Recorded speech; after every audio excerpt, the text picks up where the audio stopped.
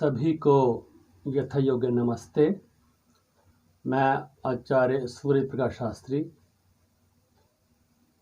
विषय व्याकरण हिंदी संस्कृत, प्रसंग अधिगम 4 को लेकर के उपस्थित हूँ। गत भाग में मैंने बताया था व्यंजन किसे कहते हैं और उसके उदाहरण तथा प्रकार बताए थे। आज मैं अधिगम 4, अधिगम का अर्थ होता है ज्ञान प्राप्त करना। 4 का मतलब है 4 बिंदु हैं, उनके बारे में जानकारी मैं दूंगा। तो सबसे पहले है वर्ग। वर्ग जो है किसे कहते हैं, कौन से व्यंजन वर्ग होते हैं। तो देखिए स्पर्श व्यंजन जो होते हैं, और वो जो स्पर्श व्यंजन हैं ये 25 हैं। क ख ग घ ङ, च छ ज झ ञ, ट ठ ड ढ ण, त थ द ध न, प फ ब भ म। तो इस प्रकार से क से लेकर के म तक कर ये 25 होते हैं। और ये 5 लाइनें होती हैं। ये क की, च की, ट की, ता और प की 5 लाइनें होती हैं। तो इन 5 लाइनों को ही वर्ग कहते हैं। यानी कि स्पर्श व्यंजन के जो पहले व्यंजन हैं, जैसे क, च, ट, त, प, ये वर्ग कहलाते हैं। तो इस प्रकार से 5 वर्ग हुए। तो 5 वर्ग का मतलब है क वर्ग, च वर्ग, ट वर्ग, त वर्ग, प वर्ग। इनको कु, चु, टू, तु, पु भी कहते हैं। ये जब हम आगे पढ़ेंगे कि व्यंजनों का उच्चारण स्थान कौन सा है, तो उसमें ये हमारे सहायक होंगे। तो इस प्रकार से जैसे मानो कि राम एक व्यक्ति है, उसकी शादी है और उसे शादी का कार्ड मिला है, तो उसमें लिखा है राम सह परिवार। आगे निमंत्रण दिया गया है, आमंत्रित किया गया है। तो जिस प्रकार से ये पता लगता है कि राम तो शादी में जाएगा और साथ उसके सब परिवार वाले भी जाएंगे।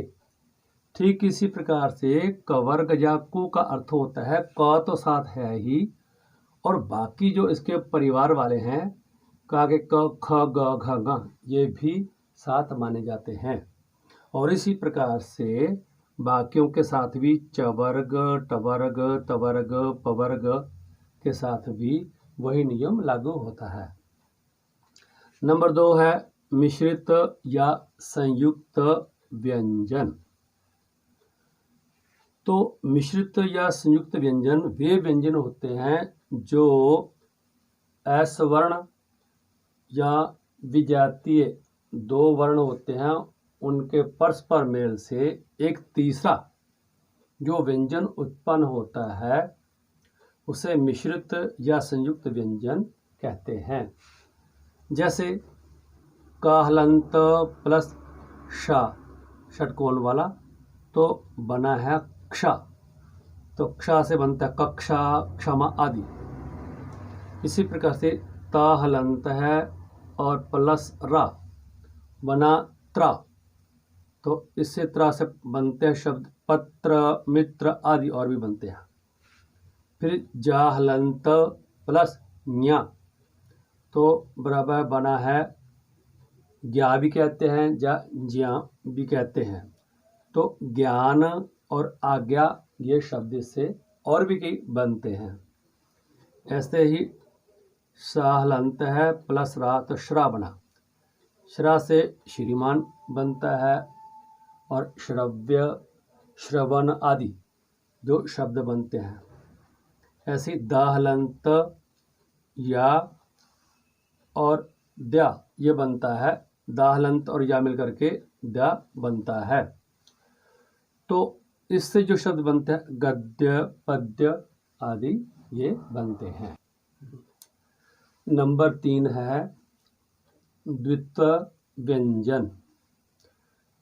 तो इनकी परिभाषा इस प्रकार से है कि एक ही शब्द में सजातीय या सवर्ण व्यंजन जब 2 बार आ जाते हैं तो वो द्वित्व व्यंजन कहलाते हैं।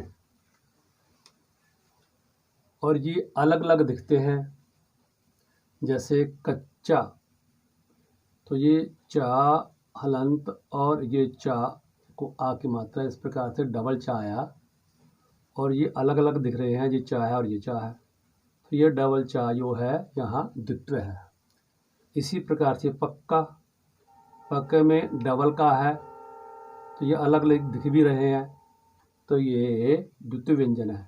ऐसे खट्टा, खट्टे में डबल टा है और ये द्वित्व व्यंजन है और दिख भी रहे हैं। नंबर 4 दीर्घ स्वर।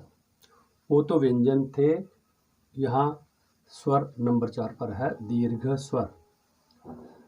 जब सजातीय या सवर्ण स्वर मिल करके, 2 स्वर मिल करके एक तीसरे का निर्माण करते हैं तो उसे दीर्घ स्वर कहते हैं।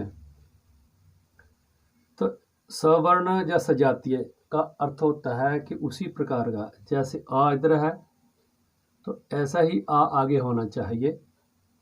तो जब आ छोटा और प्लस छोटा आ मिलाया तो बना बड़ा आ, ये दीर्घ स्वर हुआ। ऐसे ही छोटी ई प्लस छोटी ई तो बराबर है बड़ी ई, तो बड़ी ई जो है यह भी दीर्घ स्वर हुई।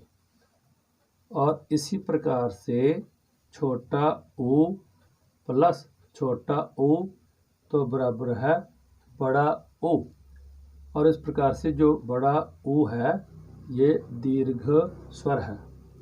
परंतु इसमें द्वित्व में तो दिखते हैं अलग अलग, परंतु इसके अंदर जब दोनों ही स्वर आपस में मर्ज हो जाते हैं तो फिर आगे जो तीसरा जो स्वर है वो बनता हुआ दिख रहा है।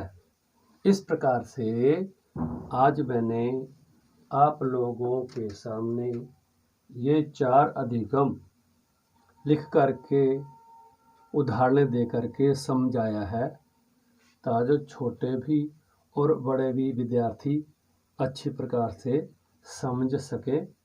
तो मैं उम्मीद करता हूँ कि आप इससे लाभ उठाने का प्रयास करेंगे।